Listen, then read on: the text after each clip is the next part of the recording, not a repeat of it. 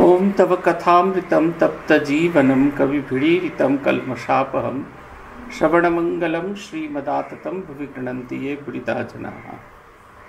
আমরা শ্রীরামকৃষ্ণ আশ্রম দিনাজপুর কেন্দ্রের প্রধানতায় আজকে সমবেত হয়েছি শ্রী শ্রী লাট্টু মহারাজের স্মৃতিকথা। এটি অধ্যায়টি চলছে ঠাকুরের মহাসমাধি। ক্লাসটা গতকাল হওয়ার কথা ছিল। গতকাল আমরা এখানে স্থানীয় একটি আশ্রমে গিয়েছিলাম এবং তার আগে একটু ভিড়িঙ্গি কালীবাড়ি মন্দিরে গিয়েছিলাম। শুনেছি ভিড়িঙ্গি মা ভীষণ জাগ্রতা, ভারী সুন্দর জাগ্রতা, উগ্রতা জানি না, মায়ের চোখগুলো দেখবার মতো মনে হচ্ছে না একটা নতুন জগতের একটা কিছু। এত সুন্দর দেবীর চোখ, এত সুন্দর, আমার মানে একদম আকর্ষণীয়। এখানে বাঁকুড়া বর্ধমান যেখানেই যাচ্ছি প্রতিমার চোখ এত সুন্দর, এত সুন্দর, এত সুন্দর, মনে হচ্ছে না আপনাকে দেখতে পাচ্ছেন, এত সুন্দর চোখ। আমরা আগের দিন স্বর্ণময়ী মন্দিরে গেছিলাম, সোনার চোখ, কিন্তু ফিরে তাকানো মানে ছেড়ে আসা যাচ্ছে না, এরকম এত সুন্দর সেই চোখ। আমরা পড়ছিলাম ঠাকুরের মহাসমাধির কথা। নিরঞ্জন ভাই কিছুতেই রামবাবুকে যেতে দিলেন না এবং রামবাবুকে যেতে না দেওয়ায় তার মনে খুব দুঃখ হতে থাকলো লাট্টু মহারাজের। হাজারক মালিক বলে কথা। তখন তিনি কিছু মিষ্টি এবং রামবাবু কিছু মিষ্টি আর মালা নিয়ে বললেন যে ওপর থেকে এটা প্রসাদ করে নিয়ে এসে দাও। নিরঞ্জন ভাইকে কত করে বললুম যে ওনাকে ভেতরে যেতে দাও না ভাই। আমি তো নিরঞ্জন ভাইকে বললুম আপনা আপনির মধ্যে এসব নিয়ম কি জারি করতে আছে? আমার কথা নিরঞ্জন ভাই তখন কানে তুলল না। এখন কিন্তু এরকম হয় না, আপনা আপনির মধ্যে কোনো নিয়মকানুন হয় না, এটাই এখন যুগের হাওয়া। এখন আমরা প্রেসিডেন্ট মহারাজের কাছে অনেকে আবার যেতে পারি না, আবার কেউ কেউ খুব সহজেই তার কাছে চলে যেতে পারি। তখন মনে মনে খুব দুঃখ হয়, আপনা আপনির মধ্যে সব নিয়মকানুনের ঘটাপটা করার কি প্রয়োজন আছে? বলছেন আমার কথা নিরঞ্জন ভাই কানে তুলল না। হামনে তাই বলল, শ্যামপুকুরে সেদিন দানাকালী বিনোদিনীকে সাহেব সাজিয়ে নিয়ে এসেছিল, তুমি তাকে ছেড়ে দিতে পারলে আর এনার মতো লোককে ছাড়তে চাওছ না? নিরঞ্জন ভাই তখন কি মনে হলো রামবাবুকে বললেন আপনি উপরে যান। সেদিন উপরে যেতে উনি অর্থাৎ ঠাকুর আমায় বললেন, দেখ কখনো কারো দোষ দেখবি নি, লোকের কেবল গুণ দেখবি। তার কথা শুনে আমার বড় দুঃখ হলো। আমনে ফিন আর নিরঞ্জন স্বামীর কাছে এসে বললাম, ভাই আমার মতো মুখ্যর কথায় দুঃখ করিস নেই। এটা হচ্ছে অদ্ভুত একটা জিনিস, কারোর কোনো দোষ দেখতে না পারার। পূজনীয় বিভাত্মানন্দজি জানেন, আমরা একবার পরীক্ষা করেছিলাম পূজনীয় স্বামী চেতনানন্দজি মহারাজকে, তাঁর কাছ থেকে কারোর সম্বন্ধে একটা নেগেটিভ কথা কিছু শুনতে পাওয়া যায় কিনা। আমি যে কত চেষ্টা করেছিলাম তার ঠিক নেই, কিন্তু প্রত্যেকবারই বিফল হলাম। উনি ভুলেও কখনো কারোর একটাও নেগেটিভ কথা বললেন না। আমরা বললাম ও এরকম, ও সেরকম, যত বলি তত উনি বলছে না, ওর হয়তো এরকম একটা কিছু সমস্যা ছিল, তার হয়তো সেরকম কিছু একটা সমস্যা ছিল, এরকম নানা রকমের কথা বলতে থাকলেন, কিন্তু কিছুতেই একবারের জন্য ভুলেও কোনো রকম কোনো নেগেটিভ নেতিবাচক কোনো কথা বললেন না। এটা আমার কাছে অপার বিস্ময়ের মনে হয়েছিল এটা একটা সাধনার বিষয়। দীর্ঘদিন এইরকম জীবনযাপন করতে করতে এইরকম একটা ভাবে আসে সকলের। তিনি সব কিছুর ভেতরে তিনি ভালো কিছু দেখছেন। কোনো একটা ছবি, কোনো একটা লেখা, আমার মতো একজন সামান্য মানুষকে তিনি জিজ্ঞেস করছেন তুমি কেমন করে প্রস্তুতি নাও। যখন বললাম যে এরমভাবে প্রস্তুতি নিয়ে এসে যে কী অ্যাপ্রিসিয়েট করছেন, কিন্তু কথার মধ্যে একটু একটু করে বদল করে দিচ্ছেন, কিন্তু সে শব্দের ভেতরে অদ্ভুত রকম এক অ্যাপ্রিসিয়েশন। ঠাকুর বলছেন যে ওরা কারো গুণ দেখবে না, দোষ দেখবে না, গুণ দেখার চেষ্টা করবে। পরে বললেন যা শিগগিরই ফাগুর দোকান থেকে গরম কচুরি ভাজিয়ে নিয়ে। আমনে তাই করলাম। সেদিন তিনি নিজে গিরিশবাবুকে এক গ্লাস জল গড়িয়ে দিলেন। গিরিশবাবুর ভারী ইচ্ছা ছিল 1 বছর তাঁর অর্থাৎ ঠাকুরের সেবা করবেন। কারোর একজনের মাইক্রোফোন অন আছে, যদি দয়া করে একটু বন্ধ করেন খুব ভালো হয়। গিরিশবাবুর ভারী ইচ্ছা ছিল 1 বছর তাঁর অর্থাৎ ঠাকুরের সেবা করবেন। পাক্কা 1 বছর তিনি ঠাকুর তার সেবা নিয়েছিলেন। আমাদের তো গিরিশবাবু বলতেন, ঠাকুর আমায় বুড়ো বয়সে কৃপা করলেন, জোয়ান বয়সে যদি কৃপা পেতুম তাহলে সন্ন্যাস কি জিনিস একবার দেখিয়ে দিতুম। যার 5 শিখে 5 আনা বিশ্বাস, তার মুখে এই কথা সাজে, বাকি তোমার আমার মুখে সে কথা সাজবে কেন? একদিন তিনি আমায় জিজ্ঞাসা করলেন, তিনি মানে ঠাকুর জিজ্ঞাসা করলেন, হরিশের কি খবর, এখানে আসে না কেন? একবার তার বাড়ি গিয়ে খবর নিস, আর আসবার পথে নিত্যগোপাল, তারক এদের সব আসতে বলবি। তখন তারকবাবু কাঁকুরগাছির বাগানে থাকিয়া সাধনা করিতেন। নিত্যগোপালকে ঠাকুর উপদেশ দিতে বললেন। নিত্যগোপাল ভয় পেয়ে রাজি হচ্ছিলেন না। তাই থেকে ঠাকুর বললেন, আমায় দেখে তোমার কষ্ট হয় না? আমি বকতে বকতে গেলাম, তুমি উপদেশ অর্থাৎ দীক্ষা দাও, কোনো ভয় নাই। যদি কিছু দোষ হয় তো আমার। এই রকম একটা কথা তিনি বিজয়কৃষ্ণ গোস্বামীকেও বলেছিলেন। তুমি তো অদ্বৈত বংশের, তুমি তো উপদেশ দিলে কোনো দোষ হবে না। একদিন তো সুরেন্দ্রবাবু তার কাছে অভিমান করে বললেন, অপরের কাছে টাকা চাহিবার এদের অর্থাৎ অন্যান্য ভক্তদের কি দরকার ছিল? আমাকে তো এরা জানাতে পারত। তাতে ঠাকুর বললেন, তুমি তো দিচ্ছই। তারপর সুরেন্দ্রবাবু নেমে গেল কেদারবাবুকে, বৃদ্ধ ভক্ত কেদার চাটুর্যকে তিনি বললেন, যাও একবার সুরেশকে বুঝিয়ে বলো, বকাবকি করতে মানা করো। একদিন তো তিনি শশী ভাইকে বড় আদর করলেন, বললেন, দেখ তোরা এই সেবা দিয়ে আমায় বেঁধে রেখেছিস, তোরা যদি বলিস তাহলে একবার সেখানকে দেখে আসি। এ কথা শ্রী মায়ের কানে গেল। তিনি যোগেন ভাইকে দিয়ে আমাদের বলে পাঠালেন, আজ বাইরের কাউকে যেন ঠাকুরের সঙ্গে দেখা করতে না দেওয়া হয়। সেদিন দুপুরে কোনো বাইরের লোককে ঠাকুরের কাছে যেতে দেওয়া হলো না। বাকি একটা পাগলি, এই মেয়ে বিজয়কৃষ্ণ গোস্বামী মহাশয়ের সহিত ঠাকুরের কাছে আসতো। অতিরিক্ত সাধন ভজন করায় তার মাথাটি গরম হয়ে যায়। এসে সেদিন ভারী বিরক্ত করতে লাগলো। নিরঞ্জন ভাই তো তাকে উপরে যেতে দেবে না, বাকি সে উপরে যাবে। উপর থেকে খবর এলো ঠাকুর পাগলিকে ডাকছেন। তখন শশী ভাই তাকে উপরে নিয়ে গেল। এই যে ছোট্ট ছোট্ট ঘটনা, আমরা কাশীপুর উদ্যানবাটির ঘটনাগুলি, তার অন্তিম লীলার ঘটনাগুলি শুনতে পাই না। এই দেখুন, তিনি নিজে খোঁজ করছেন হরিশের কি খবর। তাঁর অন্যদের কোনো প্রয়োজন নেই, কিন্তু তিনি খোঁজ করছেন হরিশ কেমন আছেন, এখানে কেন আসে না। আবার নিত্যগোপাল, তারক, তারা আলাদা হয়ে সাধন ভজন করছেন, তাদের কথা বলছেন, তাদেরকেও ডাকছেন, তারা যেন কাছে আসে, তার শেষ সময়টি তার কাছে থাকে। নিত্যগোপালকে তিনি দীক্ষা দেওয়ার কথা বলাতে সে রাজি না হয়। তখন তিনি বললেন, আমাকে দেখে তোমার কষ্ট হয় না? আমি উপদেশ দিতে দিতে আমার সব নষ্ট হয়ে গেল, আমার বকতে বকতে গেলাম। পূজনীয় ভূতেশানন্দজি মহারাজ তখন সদ্য ভাইস প্রেসিডেন্ট হয়েছেন, খুব অল্প অল্প মন্ত্র দীক্ষা দেন, এবং পূজনীয় বীরেশ্বরানন্দজি মহারাজ প্রেসিডেন্ট। তখন আমাদের এই প্রেসিডেন্ট ভাইস প্রেসিডেন্ট এই ছিলেন, আর পূজনীয় কৈলাসানন্দজি মহারাজ ছিলেন, কিন্তু তখন তার ক্যান্সার আক্রান্ত হয়েছেন তিনি। অতএব তারও দীক্ষা দেওয়ার সংখ্যা কমে গেছে। অতএব পুরো লোডটা প্রভু মহারাজ একাই নিচ্ছিলেন। সেই কারণে খুব ভালো সুস্থ সবল দেহের স্বামী ভূতেশানন্দজি মহারাজকে মঠ মিশনের ভাইস প্রেসিডেন্ট করা হলো, কারণ তখনও পর্যন্ত স্বামী গম্ভীরানন্দজি মহারাজকে রাজি করা যায়নি। এর মধ্যে পূজনীয় ভূতেশানন্দজি মহারাজ একবার এই অমরনাথ থেকে ফেরার পথে তা অসুস্থ হয়ে পড়েন। তারপরে দিল্লিতে এসে বাথরুমে পড়ে গিয়ে মাথা পাঠিয়ে ফেলেন। তারপরে ফিরে এলেন, যখন সুস্থ হয়ে তাকে বীরেশ্বরানন্দজি মহারাজ ভীষণ বকাঝকা করেছিলেন।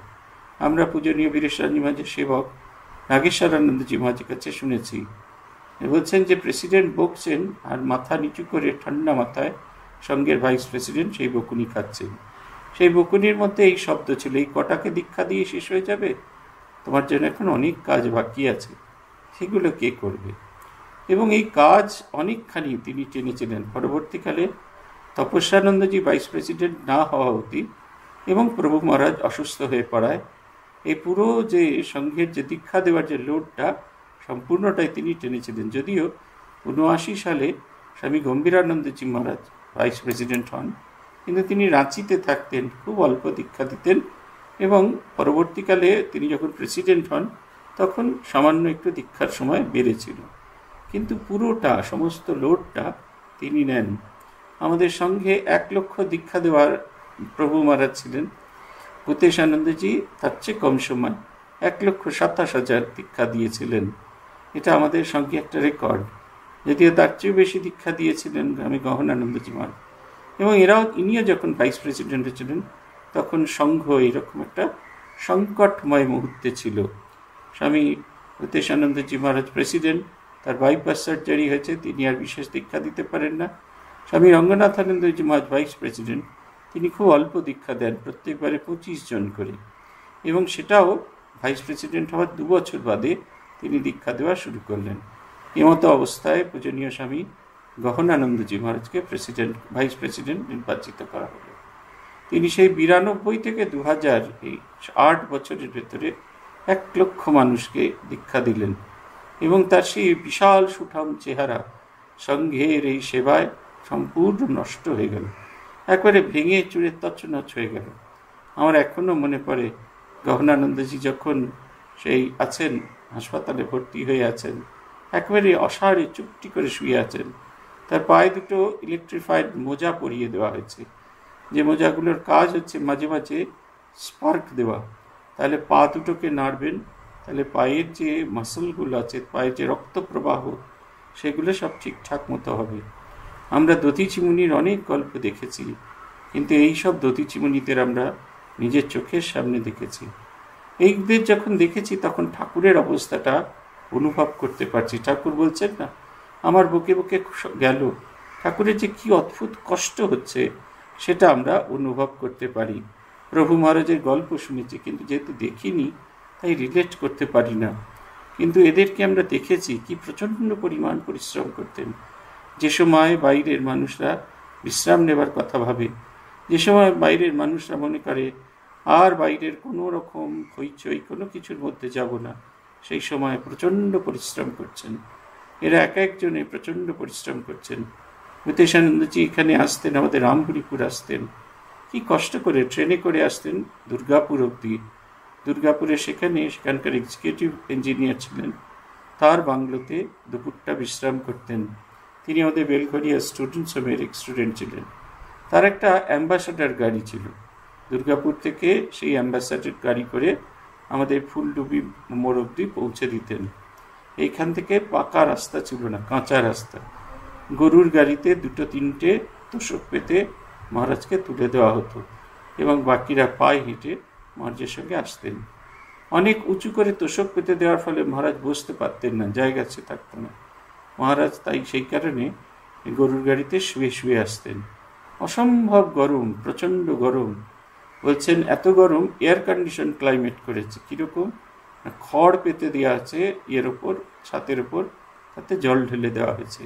এইসব দধিচি মুনিদের যাদের ওপর নির্ভর করে এই সংঘ দাঁড়িয়ে আছে, তাদের গল্প আমরা শুনেছি। তাই নিত্যগোপাল ঠাকুরকে যখন বলছেন তখন তার যে কি অদ্ভুত কষ্ট হচ্ছে সেইটা আমরা বুঝতে পারছি। দীক্ষা দেওয়ার অধিকার হচ্ছে, ঠাকুরের জগন্মাতার কাছে প্রার্থনা করেছিলেন এদের সকলের ভেতরে একটু একটু শক্তি হোক, যাতে তারা তৈরি করে নিয়ে আসতে পারেন, এবং শ্রীরামকৃষ্ণদেব ছুঁয়ে দিলেই এইসব মানুষগুলোর মধ্যে তাদের ভেতরে মুক্তির ইচ্ছা জাগ্রত হবে।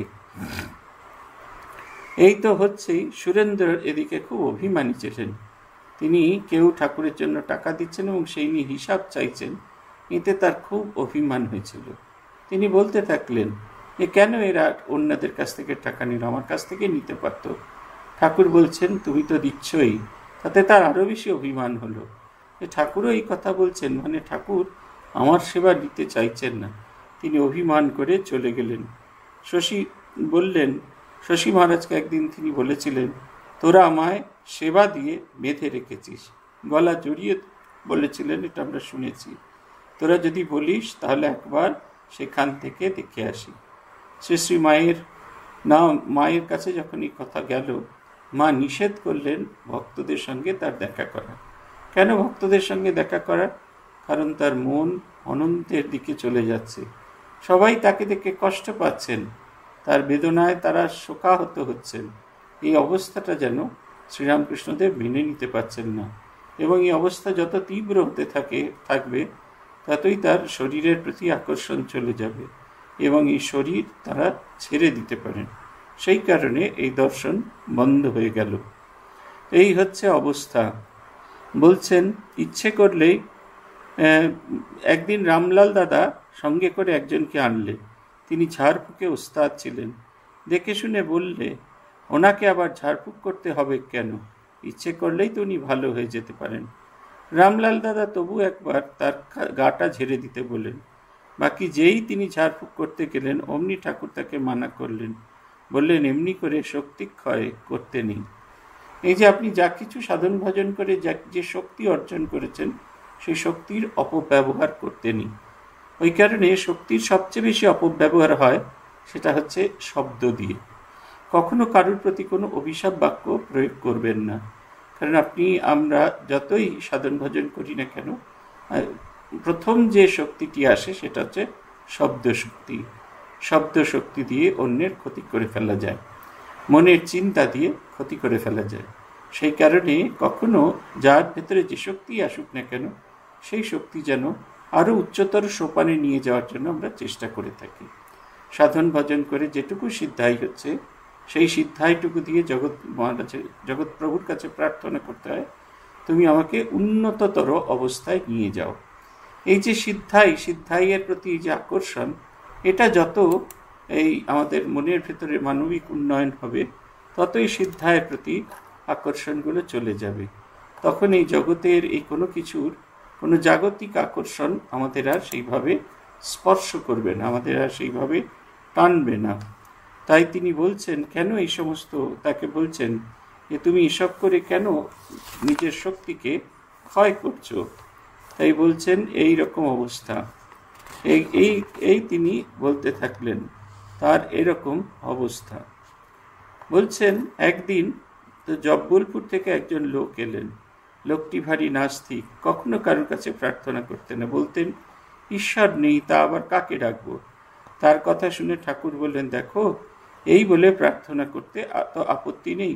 যদি কেউ থাকেন তাহলে আমার কথা শুনুন। ঠাকুরের কথা শুনে বললেন, আচ্ছা, আপনার কথা মতো তাই বলবো।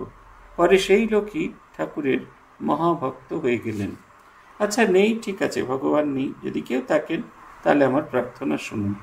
এই প্রার্থনা শুনুন অর্থাৎ তার ভেতরের শক্তিকে জাগরণ করা, যাতে তার প্রার্থনা করার ইচ্ছাটা জাগ্রত হয়, ভগবানের সঙ্গে কথা বলবার ইচ্ছাটা জাগ্রত হয়।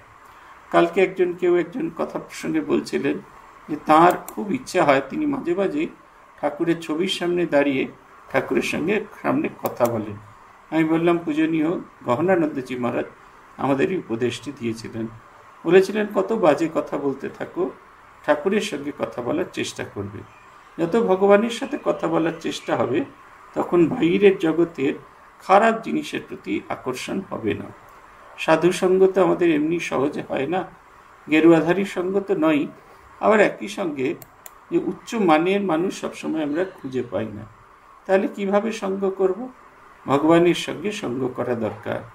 এমন তীব্র, এত গভীরভাবে সে সঙ্গটা হবে যাতে তাকে আমরা জীবন্ত জাগ্রত ভাবতে পারি। এটির কথা বারবার ঠাকুর বলছেন আমাদেরকে। তাই বলছেন যে কাশীপুরের লোরেন ভাই একদিন ঠাকুরের কাছে গেলেন। বললেন, আমাকে এমনি করে দিন যাতে দিনভর সমাধিতে থাকতে পারি। তিনি তা শুনে বললেন, তোর তো বাড়ি হীন বুদ্ধি। কাশীপুর বাগানে কোনো গুরু ভাই মাছ ধরবার জন্য একদিন পুকুরে ছিপ ফেলেছিল। তা দেখে হামনে তাকে জিজ্ঞাসা করি, হ্যাঁ ভাই, তুমি তো বেদান্ত পড়েছিস, তোর কোন বেদান্তে মাছ ধরে এনে এমন যন্ত্রণা দিতে বলেছে বলতো? আমার কথা শুনে গুরু ভাইয়ের লজ্জা হলো। আমার সামনেই মাছটিকে জলে ছেড়ে দিয়ে ছিপটা ভেঙে দিলেন। একদিন তো কাশীপুরে যোগেন ভাইয়ের অসুখের কথা শুনে তিনি ভারী দুঃখিত হলেন। বললেন, সেবার ত্রুটি হবে বলে তোমরা নিজের শরীরের যত্ন নিচ্ছ না। তোমাদের শরীর ভেঙে গেলে আমার যত্ন করবে কে? তোমরা বাবু অসময়ে খাওয়া দাওয়া করবো না। তারপর থেকে তিনি আমাদের মধ্যে কাউকে অসময়ে খেতে দেখলে বড় ভুগতেন। শশী ভাইকে তো কতদিন বলেছেন, ওগো খেয়ে নাও, আমি ভালো আছি, আমি এখন ভালো আছি, আমার এখন কোনো দরকার নেই, খেয়ে এসো। তিনি কতদিন তার হাত দিয়ে পাখা কেড়ে নিয়ে তিনি আমায় দিতেন। বুড়ো গোপাল দাদা ওষুধ খাওয়াতেন, ওষুধ খাওয়ার সময় চলে যাচ্ছে দেখে তিনি একজনকে হাত নেড়ে জিজ্ঞাসা করলেন, সেই বুড়ো লোকটা কোথায়? বুড়ো গোপাল দাদা ঘুমুচ্ছে শুনে ভারী খুশি হলেন। বললেন, আহা, কত রাত জেগেছে, একটু ঘুমুক, তাকে আর জাগিও না, তুমি বরং ওষুধটা ঢেলে দাও। শশী মহারাজ তার একটি শ্রুতি কথায় বলছেন, ঠাকুরকে যে তাঁরা ভালোবাসতেন এটা বড় কথা নয়, ঠাকুর তাদের ভালোবাসতেন। এই যে আগেকার বলছেন না, সেবা দিয়ে তাকে বেঁধে রেখেছেন। সেবা দেওয়াটা ভালোবাসার হচ্ছে প্রকাশ। সেই ভালোবাসা দিয়ে তিনি আমাদের বেঁধে রেখেছিলেন। তার এত তীব্র ভালোবাসা ছিল, সেই ভালোবাসার স্পর্শ, সেই ভালোবাসার জাদু, সেই ভালোবাসার গণ্ডি ছেড়ে বেরিয়ে যাওয়াটা ভীষণ কঠিন ছিল। এবং ভীষণ কঠিন ছিল বলেই আমরা কেউ তাকে কখনো কোনো অবস্থাতে ভুলতে পারি না। এই খুব জোর দিতেন তার যারা সেবা করেন তাদেরকে। আমিও দেখেছি, পরবর্তীকালে প্রেসিডেন্টদেরও দেখেছি, এই কথাটা খুব জোর হতো তাদের। ভূতেশানন্দজি তখন বড় টেন্ডার হয়ে গেছেন, কিছু হলেই অল্পতেই শরীর খারাপ হয়। সব্যসাচী মহারাজ তার সেবক ছিলেন, তার জ্বর হয়েছিল, তখন এত জ্বর ছোঁয়াচে হচ্ছিল, আর মহারাজের তখন জ্বর হলে বুকে সর্দি বসলে সেটা খুব সিরিয়াস হয়ে যাবে। এই কারণে সব্যসাচী মহারাজকে প্রেসিডেন্ট মহারাজ কোয়ার্টার থেকে তুলে নিয়ে গিয়ে আরোগ্য ভবনে রাখা হলো। মহারাজ বারবার খোঁজ নিচ্ছেন সব্যসাচী কেমন আছে, সে ঠিকঠাক মতো খাচ্ছে কিনা, তার মন খারাপ হচ্ছে কিনা, এই সমস্ত কিছু খোঁজ নিতেন। গহনানন্দজিকে একদিন দেখেছি, তখন গহনানন্দজি বিশেষ কথা টথা বলেন না। একদিন কোনো একটা প্রসঙ্গে সপ্তর্ষি মহারাজ, আমরা যখন প্রণাম করতে এসেছি তখন সপ্তর্ষি মহারাজকে কিছু একটু বলবে বলে এসেছেন। মহারাজ শুধু শব্দটা উচ্চারণ করা মাত্র গহনানন্দজি প্রণাম নিচ্ছিলেন, ওই রকম স্থির অবস্থায় দেখে শুধু বললেন, ঠান্ডা লাগালে কি করে, অর্থাৎ ঠান্ডা কি করে লাগলো, শুধু একটা শব্দ। মহারাজ সেবকরা যেরকম মহারাজদের সেবাতে সবসময় তৎপর থাকেন, তেমনি সেবকদের চিন্তাতেও এরাও সবসময় তৎপর থাকতেন। পারস্পরিক ভালোবাসার উপর দাঁড়িয়ে থাকতো এইসব সম্পর্কগুলো। এইগুলো ঠাকুরের জীবনে এটা আমরা দেখেছি, এবং তার প্রয়োগগুলো পরবর্তীকালে তার প্রতিনিধিত্বের মধ্যেও আমরা দেখেছি। সমাধির সময় একদিন ঠাকুর তার কথা শুনে বললেন, একদিন শশধর পণ্ডিত ওনাকে দেখতে গেলেন। তিনি এসে তাকে অর্থাৎ ঠাকুরকে বললেন, সমাধির সময় একবার দেহের উপর মনটা ফেলবেন, তাহলে সব রোগ সেরে যাবে। তিনি অর্থাৎ ঠাকুর তার কথায় বললেন যে সমাধির সময় দেহের উপর মন ফেলতে পারবো না গো। এইখানে লাটু মহারাজ দক্ষিণেশ্বর একটি প্রসঙ্গ বলেন। শুনেছি একবার হৃদয় ঠাকুর ওনাকে অর্থাৎ পরমহংসদেবে মা কালীর কাছ থেকে কিছু সিদ্ধাই চেয়ে নিতে বলেন। ওনার তখন এমন অবস্থা যে কেউ কিছু বললে অমনি তাতেই বিশ্বাস করতেন। মা কালীকে তিনি সে কথা জানালেন। অমনি মা তাকে দেখিয়ে দিলেন যে একটি 30 বছরের রাঁড় সামনে বসে হাঁকছে। এসব শুনে মার কাছ থেকে তিনি সিদ্ধাই চাইতে পারলেন না। ফিরে এসে ঠাকুরকে খুব ধমকে দিলেন। এই সিদ্ধাই অতিশক্ত পাওয়ার, অকাল্ট পাওয়ার, এগুলোর কোনো প্রয়োজন নেই। এগুলো এমনি এমনি সকলের ভেতরেই আসে। সেগুলোর প্রয়োগ না করে, সেগুলোর দিকে না তাকিয়ে যত আমরা আমাদের সাধনাতে মনোনিবিষ্ট করব, তত উচ্চতর অবস্থা যাব। ব্রহ্মচারী সেই কথা আছে না, কাঠুরেকে বলছে এগিয়ে যাও। কাঠুরে এগিয়ে যেতে থাকলো।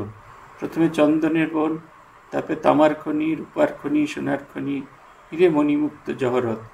আমরা যদি এগিয়ে না গিয়ে ওই তামার খনিতেই বসে থাকি অথবা চন্দনের বনেই বসে থাকি, তাহলে আমরা কিছুতেই এক পাও এগিয়ে যেতে পারবো না। এটি হচ্ছে কথা, এবং সেই কারণে আমাদের খুব সমস্যা তৈরি হবে। তিনি মা কালীর কাছে চাইতে গেছিলেন, মা তখন দেখিয়ে দিলেন এই যে সিদ্ধাই, এগুলো হচ্ছে একবারে সেই খারাপ মহিলার তার বাহ্যের মতো, এত খারাপ জিনিস। অতএব এগুলো প্রার্থনা করতে নেই, এগুলোর চেয়ে উচ্চতর জিনিস আছে। এই শক্তি অনেক সময় প্রার্থনা করেন অনেকে, এবং সেই শক্তির অপপ্রয়োগ করে ফেলেন। অনেকের ভেতরে আছে দেখেছি, তারা সিদ্ধবাক, এটা ঠিক, সিদ্ধবাক হওয়ার জন্য তাকে অনেক সাধন ভজন করতে হয়েছে, কিন্তু তারা ভুলে যান কন্টিনিউয়াসলি সেই শক্তি ক্ষয় করলে কি হয়, আর তো সাধন ভজন তো বন্ধ হয়ে যায়, এবং সাধন ভজন বন্ধ হয়ে গেলে তখন আর শক্তির থাকে না, শক্তির প্রবাহটিও বন্ধ হয়ে যায়। ফলে একটা ধরুন আছে, একটা ট্যাঙ্ক আছে, ওয়াটার ট্যাঙ্ক আছে, তাতে জল প্রবেশ করতে আরম্ভ করেছে। সেই জলটি খুব ভালো, সেই জল খেলে মানুষের খুব হজম হয়।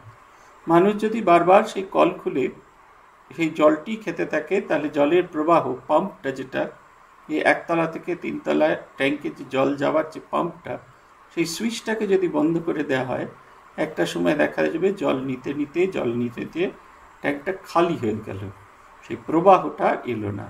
ওই সুইচটা চালিয়ে দেওয়াটা হচ্ছে সাধনা। নিরন্তর সাধনা করতে থাকলে এগুলো আসতে থাকবে। তাই ওই জলের কি দাম, কত কি মূল্য ওটি না করে আরও উচ্চতর জায়গায় মনকে তুলে রাখার জন্য চেষ্টা করতেন।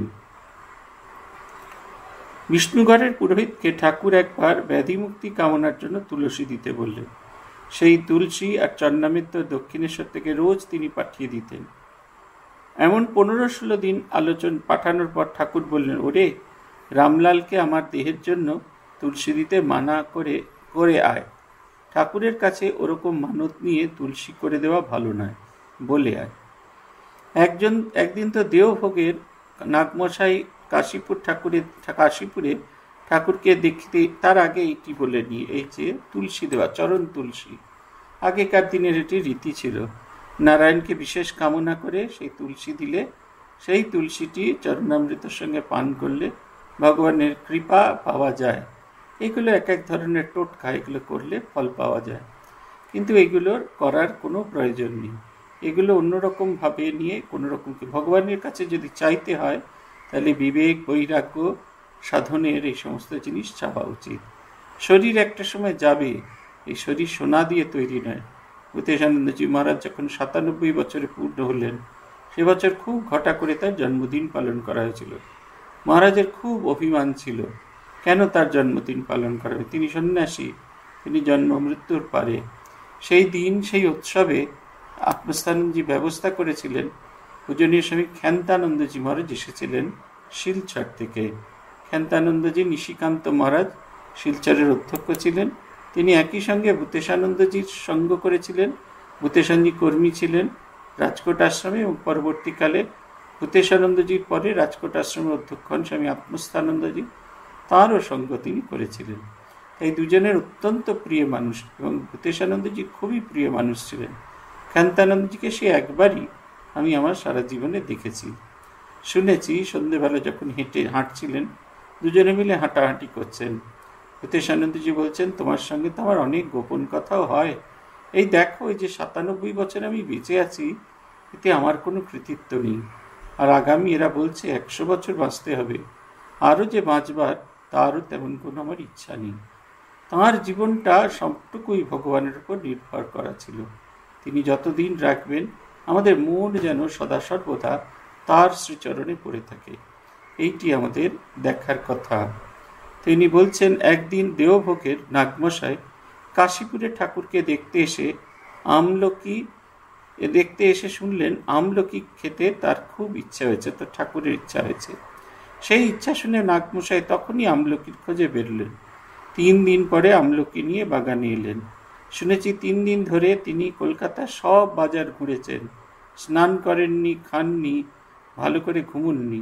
অসময়ে টাটকা আমলকি দেখে ঠাকুর বললেন, এ আমলকি কে আনলে? নাগমশাই চুপ করে রইলেন। নাগমশাই নাওয়া খাওয়া হয়নি জেনে তখনই তিনি তাকে স্নান করে কিছু খেতে বললেন। তাকে ভাত দেওয়া হলো, তিনি তা নিয়ে বসে রইলেন। বললেন, আজ একাদশী, আজ তো কিছু খাবো না। ঠাকুর এই কথা শুনে আমাদের বললেন, থালাটা এখানকে নিয়ে আয়। তখন তিনি সেই থালাটি থেকে 1 কণা ভাত তুলে নিলেন। তো অন্নপ্রসাদ হয়েছে শুনে নাগমশাই আর কোনো আপত্তি করলেন না। একাদশীর দিন তাই খেলেন। তার মতো বিশ্বাস খুব কম লোকের দেখেছি। তিনি ঠাকুরকে ঈশ্বর জ্ঞানে পুজো করতেন, কখনো তার আসন ছুঁয়ে বসতেন না। এইটা হচ্ছে কথা। এই দেখুন, এমন বিশ্বাস, এমন ভালোবাসা যে কোনো নিয়মকানুনই তার জন্য কাজে লাগছে না। অনেক সময় এই দেশে বিদেশে গিয়ে অনেকে এই নিয়মকানুনের বাইরে চলে যায়। নিয়মকানুনের বাইরেই যাওয়া উচিত। আমরা যখন তীর্থ ভ্রমণ করি বা কিছু করি, তখন যে কাজটি আমরা নিত্য করি সেগুলো করা সম্ভব হয় না। তাই নিয়ে মনের খিচখিচ করতে নেই, তাহলে তীর্থ দেবতাকে ভালো করে দেখা যায় না। তিনি ঘুরে এলেন, তার খাওয়াটি খুব জরুরি। সেদিনকে যদি তাকে ওই একাদশী করতে দেওয়া হতো, সেটা কোনোভাবেই খুব একটা কাজের জিনিস হতো না। সেই কারণে ঠাকুর তাকে খাওয়ার হাত থেকে রক্ষা করলেন, না খাওয়ার হাত থেকে রক্ষা করলেন। তিনি ওই অন্নটির থেকে একটি অন্ন গ্রহণ করলেন। ঠাকুর দক্ষিণেশ্বর থেকে আসার পর আর কোনোদিন অন্ন গ্রহণ করেননি। তার জন্য চিঁড়ের মণ্ড করে দেওয়া হতো, সেইটি খুব কষ্ট করে তিনি খেতেন, কি শ্যামপুকুর বাটিতে কি কাশীপুর উদ্যান বাটিতে। তার পক্ষে আর কিছু খাওয়া সম্ভব ছিল না। আরেকটা জিনিস রাত্রিরে তিনি খেতেন, ফারিনা পুডিং বা সুজির পায়েস, সেইটি তিনি খেতেন। খুব সহজ পাত্র ছিল, মুখে দেওয়া মাত্র গলার ভেতর দিয়ে চলে যেত। ঠাকুরের ঘা খানিকটা বাইরে বেরিয়ে এসেছিল, ওপরের এই অংশটা খোলা ছিল, সেখানে সেই পথ দিয়ে খাবার চলে যেত। আমাদের চেয়ে জুনিয়র, আমাদের সহযোগী এক সাধু, তার বড় ভাই ছোট ভাইকে নিতে এসেছিলেন। এসে এখানকার দিব্য জীবন দেখে এত অনুপ্রাণিত হন, তিনিও খুব লেখাপড়া জানতেন। তিনি আমাদের সঙ্গে সাধু হতে চলে আসেন। পরবর্তীকালে বিবেকানন্দ ইউনিভার্সিটির রেজিস্ট্রার হয়েছিলেন এবং তখনই তার গলায় ক্যান্সার ধরা পড়ল। দীর্ঘদিন বম্বেতে ট্রিটমেন্টে থাকলেন, কিন্তু দ্রুত অবনমন হচ্ছে। তার শেষের দিকে, শরীরের শেষের দিকে, যাতে তিনি মেডিকেল ট্রিটমেন্ট পান, অথচ ক্যান্সার হসপিটালের পক্ষে কিছু করা সম্ভব নয়, এইরকম একটি সময় তাকে সেবা প্রতিষ্ঠানে পাঠিয়ে দেওয়া হলো। আমি ভুলেই গিয়েছিলাম তার অসুখের কথা। তাকে দেখে এত প্রাণবন্ত মনে হচ্ছিল, জিজ্ঞেস করে ফেললাম, মহারাজ কেমন আছেন? তিনি বলবার চেষ্টা করলেন, কিন্তু গলার এইখানে সেই গর্তটা দেখা যাচ্ছে, কিরম ফিস ফিস ফিস ফিস করে শব্দ উঠছে। আর এইখানেও যখন কথাটা উনি বলছেন, তখন ওই রকম শব্দ উঠছেন। তিনি কথা বলতে পারছেন না বলে কেঁদে ফেললেন। স্লেটের উপর লিখলেন, আমি খুব ভালো আছি, মনের দিক দিয়ে খুব ভালো আছি, শরীরটা ভালো নেই, কিন্তু মনটা আমার বড্ড ভালো আছে, আমার জন্য প্রার্থনা করবেন। আর একটাও কথা বলতে পারলেন। এর কয়েকদিন বাদে তার মহাপ্রয়াণ হয় এবং বেলুড় মঠে তাকে দাহ করা হয়।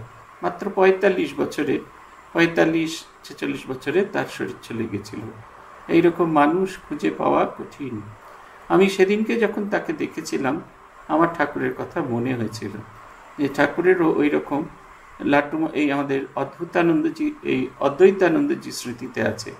ঠাকুরের গলায় কীরকম বিচ্ছিরি সেই ফসফ্যাস ফ্যাস করে আওয়াজ হতো। কখনো কখনো সেই পুঁজ থেকে দুর্গন্ধ বেরোতো এবং সেই গন্ধ এত বিচ্ছিরি ছিল যে সমস্ত ঘর ভরে যেত।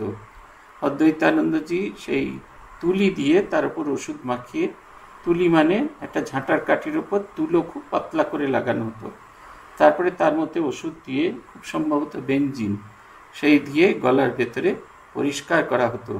অনেক দূর অবধি যাওয়া হতো গলার অনেকখানি ভেতরে। ঠাকুর মন তুলে নিতেন এবং সেইভাবে করতেন। তিনি চাইলে সব করতে পারতেন, কিন্তু তাও তিনি করতেন না। তার শিষ্যরাও সেই রকম তাকে ভালোবাসতেন। তিনি তাদের জীবন দেবতা ছিলেন। তাদের স্পর্শ করা, শ্রীরামকৃষ্ণের স্পর্শ করা, শ্রীরামকৃষ্ণের জন্য কোনো নিয়ম তার খাটত না, কখনো তার খাটত না। একবার বেলুড় মঠে সকালে একটা মালা পরানো হয়েছে। একটু বেলায় কোনো কাজে প্রমেয়ানন্দজির কাছে গেছিলাম। মন্দিরে গিয়ে প্রণাম করা মাত্র দেখছি আবার আরেকটা মালা পরানো হয়েছে। দেখে খুব অবাক লাগলো।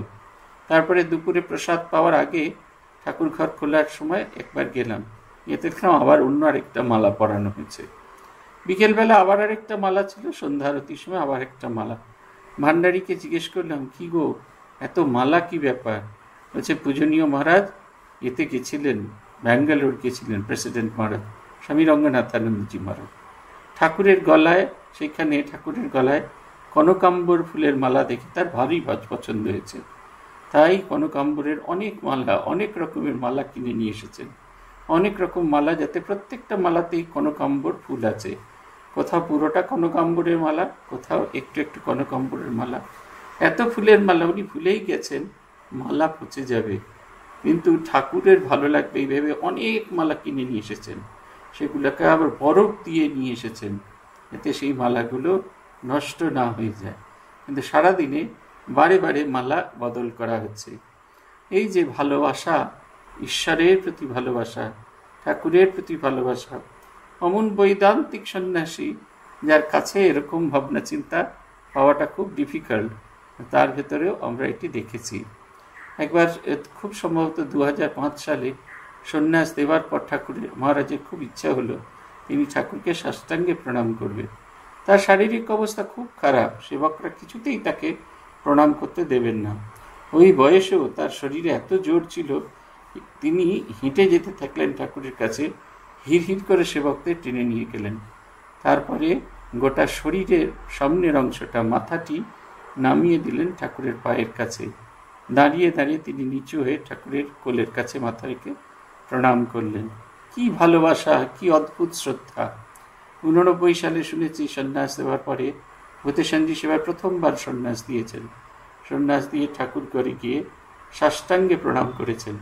তখন আর তিনি সাষ্টাঙ্গে প্রণাম করতে পারতেন না, প্রণাম তো করে ফেলেছেন আর উঠতে পারছেন না। তখন তাকে তার সেবকরা ধরে টেনে তুলে নিলেন। বলছেন অদ্ভুত একটা ভীত বালকের মতো তিনি সংঘগুরু ঠাকুরের প্রতিনিধি হিসেবে সন্ন্যাস দিচ্ছেন, কিন্তু তিনি যেন ভয়ে থরথর করে কাঁপছেন। এর নাম হচ্ছে ভালোবাসা। এই কিরকম তীব্র ভালোবাসা! শুদ্ধ ঠাকুরকে তিনি ঈশ্বর জ্ঞানে পুজো করতেন। একবার তো দক্ষিণেশ্বরে তাকে শাল পাতায় করে প্রসাদ দেওয়া হয়েছিল, তিনি পাতা শুদ্ধ খেয়ে নিলেন, প্রসাদী পাতাও ফেললেন না। একদিন তো ঠাকুরের জামরুল খেতে ইচ্ছা করলো, তখন শীতের শেষ, জামরুল পাওয়া যায় না। সে একদিন একজন ভক্ত সেই দিনই কোনো এক বাগানে জামরুল ফুল দেখতে পেয়ে শশীভাইকে সে খবর দিলেন। শশীভাই সেই দিনই সেই বাগান হতে জামরুল পেড়ে নিয়ে এলো। জামরুল দেখে তিনি অবাক হয়ে জিজ্ঞেস করলেন, এমন সময় জামরুল কোথায় পেলি রে? বাকি ঠাকুর তা খেতে পারলেন না। একদিন তো রামবাবু হাসপাতাল অর্থাৎ মেডিকেল কলেজের বড় সাহেব ডাক্তারকে নিয়ে এলেন। সাহেব ডাক্তার দেখে শুনে বলে গেলেন, এসব হচ্ছে পাদ্রীদের রোগ, এ সারবে না। সময় সময় তিনি কিছু খেতে পারতেন না, তখন শ্রী মা বলতে করে তার গলাটা সাফ করে দিতেন। সাফ করবার সময় একদিন কেমন লেগে গেল, শ্রীমাও শিউরে উঠলেন। তিনি শুধু বললেন বলতে দিচ্ছ, আচ্ছা দাও। শ্রী মা জানতেন যে তার শরীর এবারে থাকবে না। তিনি নাকি শ্রী মাকে বলছেন, যখন দেখবে সকলেই আমায় ছুটছে আর সকলের ছোঁয়া খাবার আমি খাচ্ছি, তখন জানবে আমার এ দেহ বেশি দিন টিকবে না। শ্রীমা আরও বলতেন, একবার দেশে তার দাদার বিকার হয়েছিল, তিনি অর্থাৎ ঠাকুরকে তাকে রোগের সময় জল খেতে দিতেন না। তাই তিনি বলেছিলেন, মরবার সময় তোমার গলা দিয়েও জল গলবে না,